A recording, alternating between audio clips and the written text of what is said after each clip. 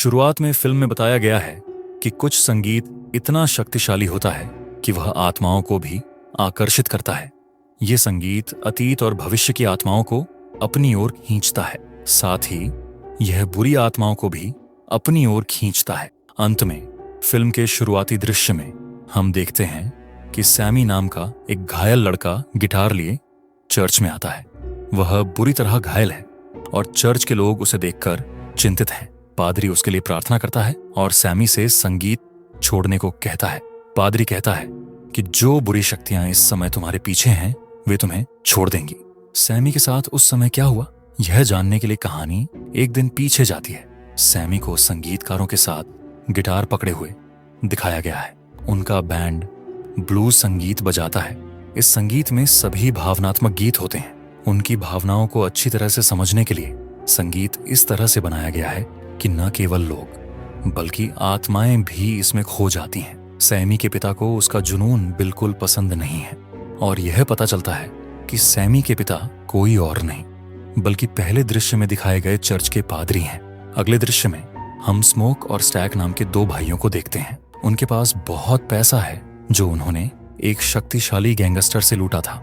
इतना पैसा और शक्ति होने के बावजूद लोग उनका सम्मान नहीं कर रहे थे क्योंकि वे अश्वेत समुदाय से थे। खैर, जैसे ही वे शहर में आए उन्होंने एक गोरे व्यक्ति से महंगे दाम पर फैक्ट्री के लिए जमीन खरीदी जहां वे अपने समुदाय के लोगों के लिए एक नाइट क्लब बनाना चाहते थे। इस क्लब में गाने बजाने की भी जरूरत थी। जब वे स्टेशन गए तो सैमी की आवाज और उसके बैंड के संगीत ने उन्हें आकर्षित किया और उन्होंने सैमी के बैंड को अपने क्लब में प्रदर्शन करने के लिए कहा।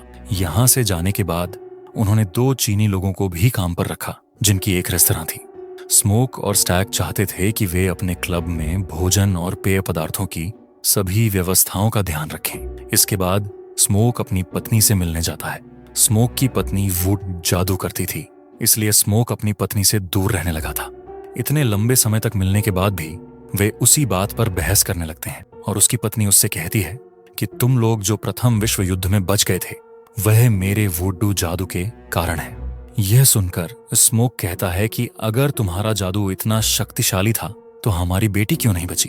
इसके साथ स्मोक की पत्नी चुप हो जाती है, लेकिन वह देखती है कि स्मोक अभी भी उसके द्वारा दिया गया एक पेंडेंट पहने हुए था, इसलिए वह उससे प्यार करती है। अब दृश्य बदल जाता है और हमें एक घायल अजीब आदमी दिखाया जाता है। उसकी हालत ऐसी थी जैसे वह किसी की क्रूरता से बच गया हो। वह एक जोड़े के घर में छिप जाता है और थोड़ी देर बाद कुछ वैम्पायर शिकारी उस जोड़े के घर आते हैं, लेकिन वह जोड़ा उस आदमी को बचाने के लिए वैम्पायर शिकारियों से झूठ बोलता है कि हमारे घर में कोई नहीं आया।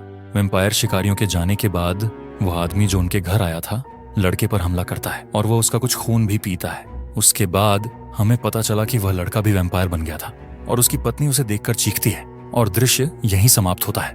दृश्य समाप्त होने के बाद हमें स्मोक और स्टैक को फिर से दिखाया जाता है। उनका नाइट क्लब अब सजाया गया है और आज उनकी उद्घाटन रात है।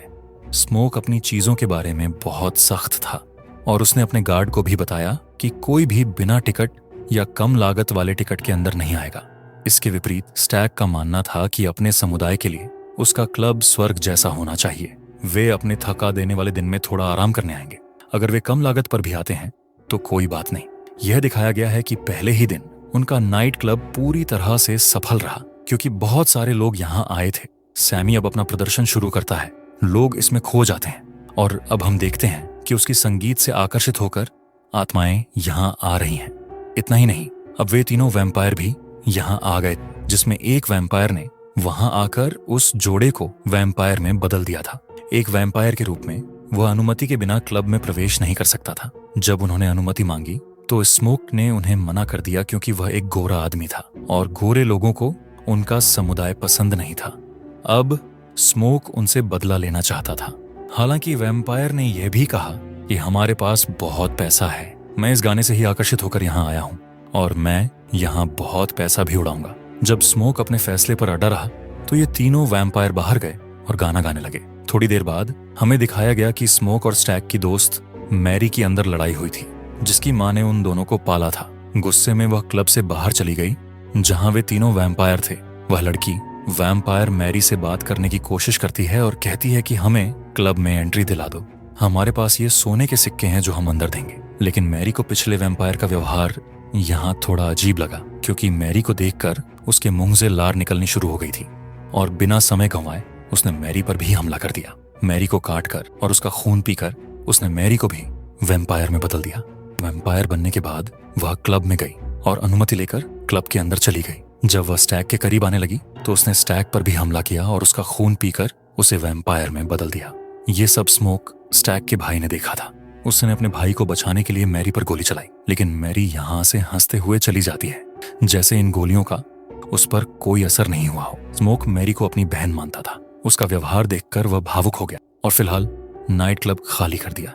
लेकिन फिर स्मोक की पत्नी यहाँ आई और उसे बताया कि मैरी वैम्पायर बन गई है। इस वजह से गोलियों का उस पर असर नहीं हुआ। स्मोक की पत्नी यह सब जानती थी, क्योंकि वह वुडू जादू में विश्वास करती थी। हम देखते हैं कि जब सुरक्षा गार्ड सहज महसूस करने के लिए क्लब से बाहर निकलता है तो वही वैम्पायर उस पर हमला करता है और उसे वैम्पायर में बदल देता है। उसके बाद जब वह भी क्लब के अंदर आना चाहता था तो उसे भी अनुमति मांगनी पड़ी। ये देखकर स्मोक की पत्नी तुरंत समझ गई कि अगर वह अनुमति मांग रहा है तो निश्चित रूप से वह भी वैम्पायर बन गया है।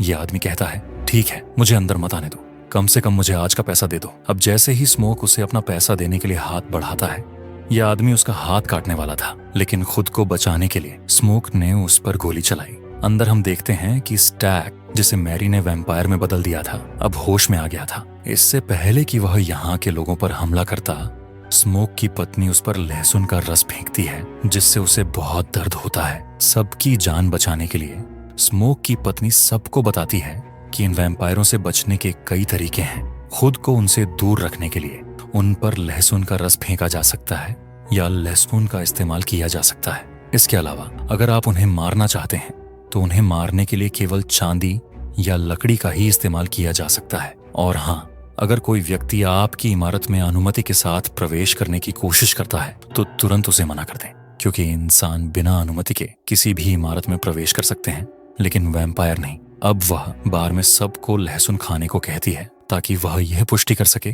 कि यहाँ मौजूद सभी लोग अभी भी इंसान हैं। अब क्लब के बाहर का दृश्य दिखाया गया है। इस क्लब में आए सभी लोगों को स्मोक ने बाहर फेंक दिया, लेकिन वैम्पायरों ने बाहर जाकर उन पर हमला कर दिया। जब बहुत सारे लोग वैम्पायर में बदल गए तो उन्होंने अपने जैसे दूसरे लोगों पर हमला किया और लगभग सभी लोग यहाँ वैम्पायर में बदल गए।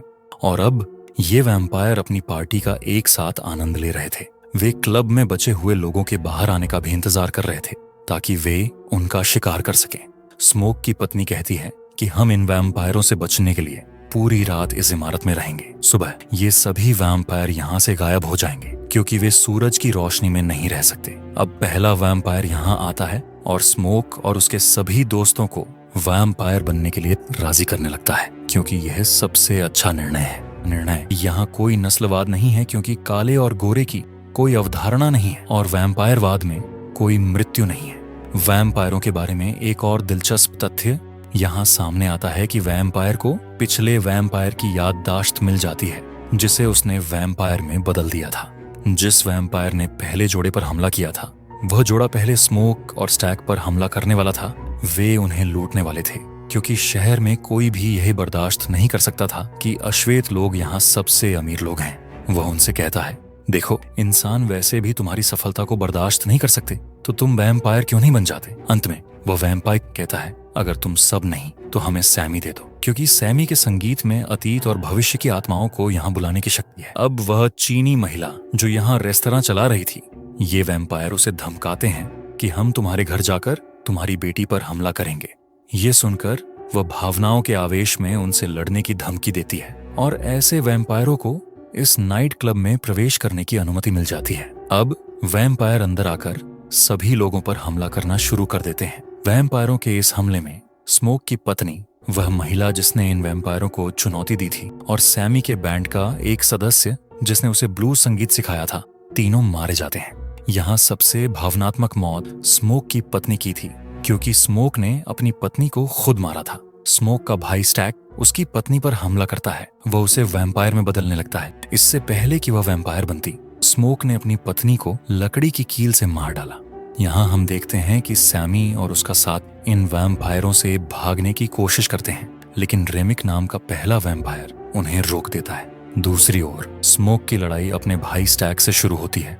यहाँ सैमी और उसके साथी पर आखिरकार रेमिक हमला करता है। उसने सैमी के साथी को काट लिया था। सैमी का साथी उसे छोड़ो, मेरी जान बचाओ और यहाँ से भाग जाओ कहता है। इन सभी वैम्पायरों से बचना आसान नहीं था। वे सब सैमी के पीछे थे, इसलिए वह खुद को बचाने के लिए रेमिक के सिर पर अपना गिटार मारता है। उसके गिटार पर बहुत सारी चांदी थी, जिससे रेमिक को बहुत दर्द हुआ।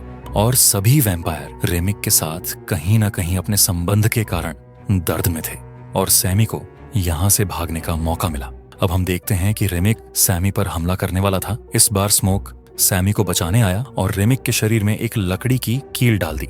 रेमिक की मौत से सभी वैम्पायर चौंक गए और इस समय तक सूरज उग चुका था। इन सभी नए वैम्पायरों को पता नहीं था कि उन्हें सुबह होने से पहले कहीं छिपना था, इसलिए सूरज की रोशनी पड़ते ही वे सभी जल गए। इसके बाद स्मोक सैमी से जल्दी से यहाँ से भागने को कहता है, क्योंकि वह जानता था कि फिल्म की शुरुआत में उसने जिस गैंगस्टर का पैसा लूटा था उसके लोग निश्चित रूप से उस पर हमला करने आएंगे।